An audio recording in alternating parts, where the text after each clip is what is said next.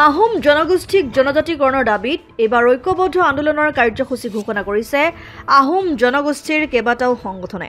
জনগোষ্ঠীটোৰ সংগঠনসমূহে জনজাতিকৰণৰ বিষয়টোক লৈ উমৈহতীয়াভাৱে প্ৰতিবাদ কৰাৰ বাবে আটাচু টাইপা আহোম সভা, আহোম সেনা, আহোম জাতীয় গণমঞ্চৰ বৈঠক এই জনজাতিকৰণৰ দাবীত ঐক্যবদ্ধ সংগ্ৰাম কৰাৰ পোষকতা কৰি নিজ নিজ মতামত প্ৰদান কৰে। সংগঠন কেইটাই জনজাতি মৰ্যাদাৰ প্ৰদান কৰাৰ দাবীত আগন্তুক 19 ছেপ্টেম্বৰত গুৱাহাটীত ধৰ্ণা কাৰ্যসূচী, 26 অক্টোবৰত শিৱসাগৰত আহোম জনগোষ্ঠীৰ বুদ্ধিজীৱীসকলক লৈ এক বৌদ্ধিক সন্মিলন, সংসদৰ আগন্তুক শীতকালীন অধিৱেশনৰ প্ৰথম দিনত নতুন দিল্লীত বিক্ষোভ কাৰ্যসূচী গ্ৰহণ কৰিব বুলি সংবাদমেলৰ জৰিয়তে জানিবলৈ দিয়ে। আনহাতে এই কাৰ্যসূচীৰ পিছত পুনৰ এক উমৈহতীয়া আলোচনাত মিলিত হৈ পৰৱৰ্তী কাৰ্যসূচী নিৰূপণ কৰিব বুলি সকীয়াই দি অহা 26 চনৰ অসমৰ বিধানসভা নিৰ্বাচনটোক জনজাতিকৰণৰ বাবে চৰকাৰক চূড়ান্ত সময়সীমা হিচাপে ঘোষণা কৰি উক্ত সময়লৈকে ধাৰাবাহিক আন্দোলনৰ কাৰ্যসূচী গ্ৰহণ কৰিব বুলি স্পষ্ট কৰি দিয়ে। সংবাদ মেলত আটাচুৰ সভাপতি মিলন বুঢ়াগোহাঁই, টাইপাৰ সভাপতি দিগন্ত তামুলী, যুটীয়া সম্পাদক দীপজ্যোতি দুৱৰা, আহোম সভা, আহোম জাতীয় গণমঞ্চ, আহোম সেনা আদিৰ বিষয়ববীয়াসকল উপস্থিত থাকে।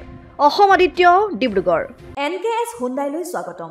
নৰ্থ ইষ্টৰ প্ৰথম GDSI 2.0 ফিচাৰ্ছ ডিলাৰ হৈছে NKS হুণ্ডাই। অত্যাধুনিক সা সুবিধাৰে তৈয়াৰী মষ্ট আপডেটেড হুণ্ডাই ডিলাৰ এতিয়া ডিব্ৰুগড়ত। আমাৰ NKS হুণ্ডাই ডিলাৰত open sales consulted room, customer ৰুমৰ লগতে পুৰণি গাড়ীৰ এক্সচেঞ্জ ফেচিলিটিও ৰখা হৈছে। ইয়াত চেলছৰ লগতে ছাৰ্ভিচ ছেক্টৰৰ সুন্দৰ সুবিধা আছে। প্ৰয়োজনীয় সকলো এডভান্স টুলছ, হুইল বেলেন্সিং, এলাইনমেণ্টৰ অত্যাধুনিক machine, post hydraulic lift, fully ট্ৰেইনমেণ্ট পাৱাৰৰ লগতে nitrogen gas filling facility, fully automatic car washer ফেচিলিটিও আছে। লগতে NKS হুণ্ডাই ডিলাৰে কাষ্টমাৰসকলৰ সুবিধাৰ্থে মোবাইল ছাৰ্ভিচ ভেনৰো ব্যৱস্থা ৰাখিছে, য'ত হাইড্ৰলিক লিফ্ট, ৱাছিং facility, wheel balancing, tyre pressure check কৰাৰ লগতে বহুখিনি সুবিধাই উপলব্ধ আছে। NKS হুণ্ডাইলৈ আহক আৰু সুবিধাসমূহ গ্ৰহণ কৰক।